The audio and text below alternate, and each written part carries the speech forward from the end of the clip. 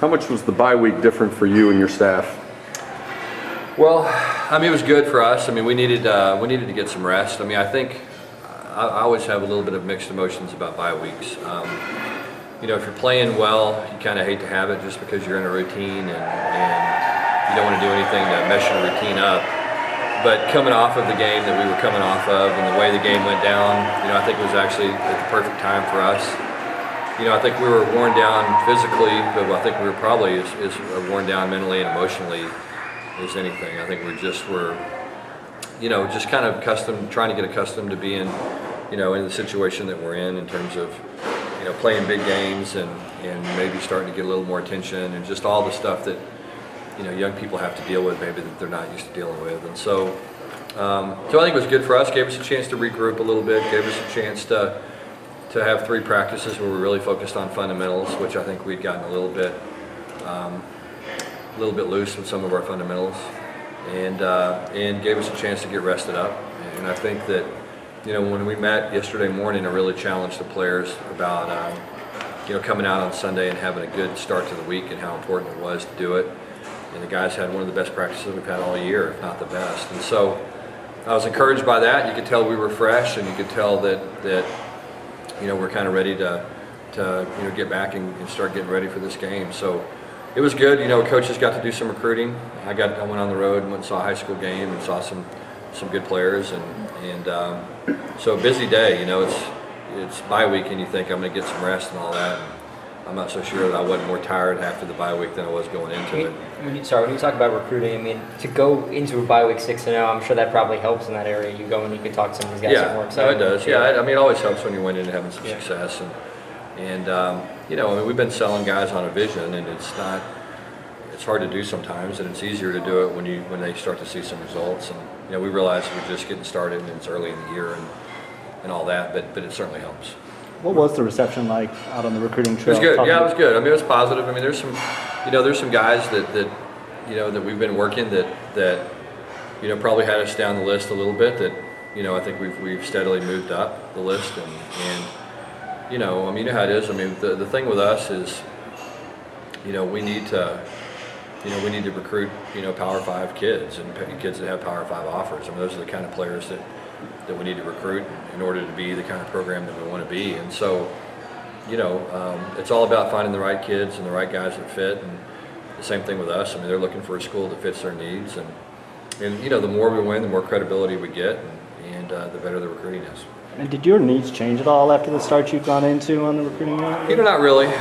I think you know, we like the same players. You know, I think that there's some guys probably that are a little more open to listening and talking now more than they were probably at the beginning of the season. But we haven't really changed what we're looking for or changed, you know, I mean, we liked the guys before that we're recruiting. And so it's just a matter of, you know, making sure we make good decisions. I think that's been our thing really since we got to SMU was let's make sure we don't take any bad players. You know, we're not trying to fill the roster out with just guys.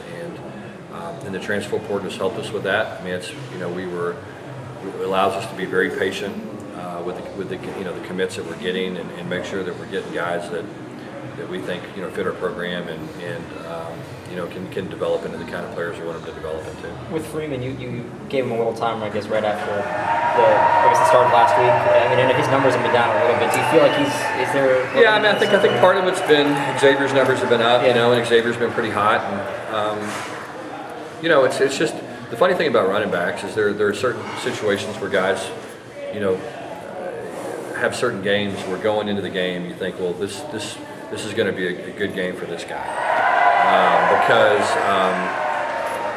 you know, because of style of play, style of defense, running style, receiving style. I mean, just all these different little nuances. And so, you know, I think you know, we expect Free to be productive. I think he will be productive. I think he had a good day yesterday at practice, and he looked fresh. You know, he looked like he was running, you know, with a little bit more anger maybe than he was before, you know, and playing physical, and that's what he's got to do. And it's hard to do that when you're banged up and your shoulder's bothering you, and you're dealing with some of the issues he's been dealing with. And you know, his game is a downhill power run game, and that's hard to do when you're not feeling completely healthy. Some of the other injury I know is like Will Brown, Yeah, Will probably out this week. Yeah, I think that Will, you know, maybe out for a while. We'll kind of see how it goes.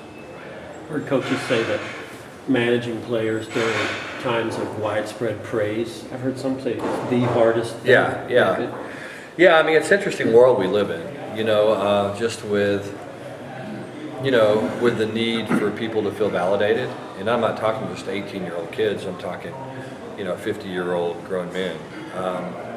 And so, I get that part of it, and I think that's part of our job is to always, make sure that we're praising our players and letting them know what our expectations are and demanding them. And then, but so many of them are accustomed to getting it from social media and from people that don't even know, which I've really always kind of struggled to understand a little bit why it can be so important to so many young people to get validation from people that they don't know.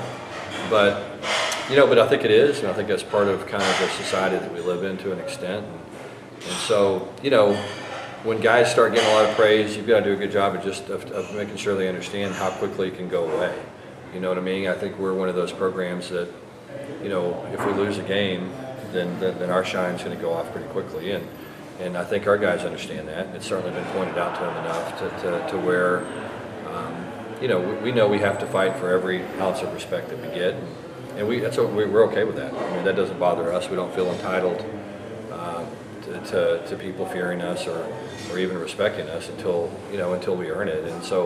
And we know half a season's not going to earn that for us. It's going to have to be, doing it consistently, doing it game in, game out, really doing it play in and play out. And so, our guys want that level of expectations, and they want the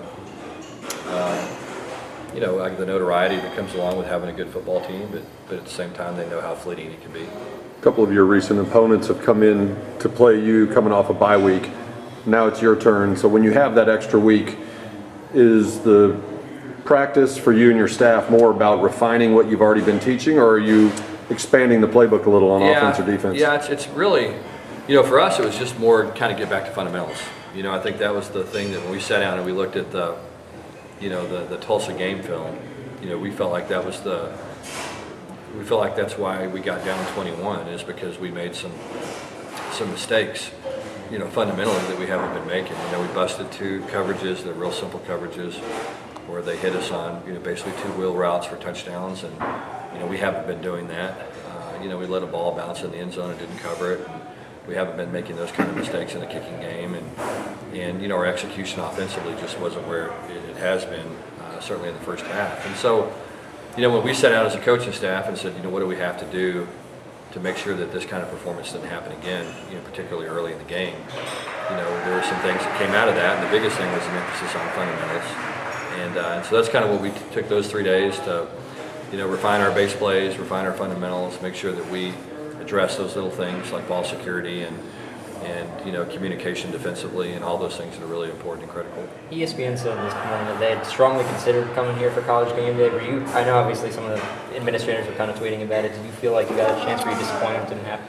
I think, that kind of stuff I think is certainly good for our program. I mean, had we gotten College Game Day, I think it would have been good for us. I think it would have been good for our conference, and I think it would have been good for, kind of the group of 5 schools probably. But at the end of the day, it worked the way it did, and I think it's, our guys need to understand that it's just about going out and performing, and all that stuff comes. And if we continue to play at a high level, and then those opportunities will present themselves at some point down the road. And so, I think in some ways it was probably a good thing, for us it didn't happen, and we can get back to business and get back to keeping our head down and grinding and making sure that we keep improving. Temple comes in 5-1 and obviously just played Memphis. What impresses you the most or concerns you the most about Temple? Well, I mean, just you look at them physically. I mean, they're long and athletic, and they play a kind of a physical brand of football. They're a tough football team. A lot of long, athletic guys. You look at the speed. They got a lot of speed at the skill positions. Got a lot of speed on their defense. Been real impressed with the size and speed of their corners.